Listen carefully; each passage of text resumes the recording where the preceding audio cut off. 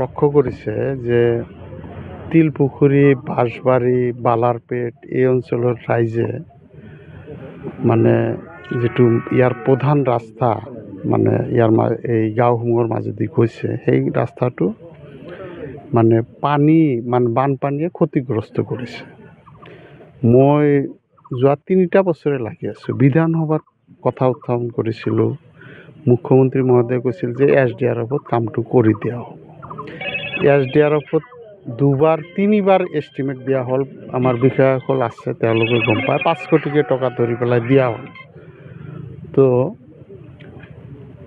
কিন্তু মুখ্যমন্ত্ৰী কথা দিয়াৰ পিছতো আমাৰ বিভাগীয় মন্ত্ৰী মানে মন্ত্ৰী ডাঙৰীয়া লিখি দি ফোন কৰি দিয়াৰ পিছতো এগৰাকী কুখ্যাত বিষয়াই এই কামটো দিয়া নাছিলে।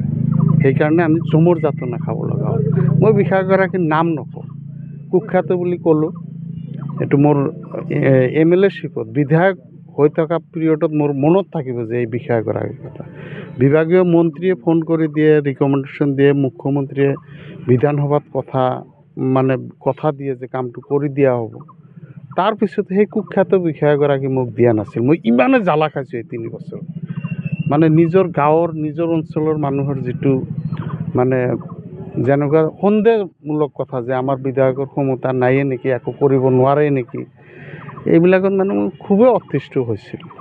তো যিয়ে নহওক, আজি মই সেই অতিষ্ঠ বা সেই দুখজনক অৱস্থাৰ পৰা মানে মুক্তি পাইছোঁ। আমি এতিয়া 10 কোটি টকাৰ এটা আঁচনিৰ কামত আজি শুভ আৰম্ভ কৰিলোঁ আৰু ফৰ্মেলি আকৌ আধাৰশিলা কৰা হ'ব।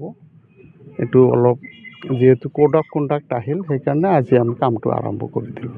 আৰু বিতংকে যিদিনাখন আমি ফৰ্মেলি কৰিম মানে ফাউণ্ডেশ্যন আধাৰশিলা কৰা হ'ব, হয়তো মুখ্যমন্ত্ৰী মহোদয়েও আহি কৰিব পাৰে, যিহেতু ডাঙৰ কাম, বা আমি নিজেও কৰিম।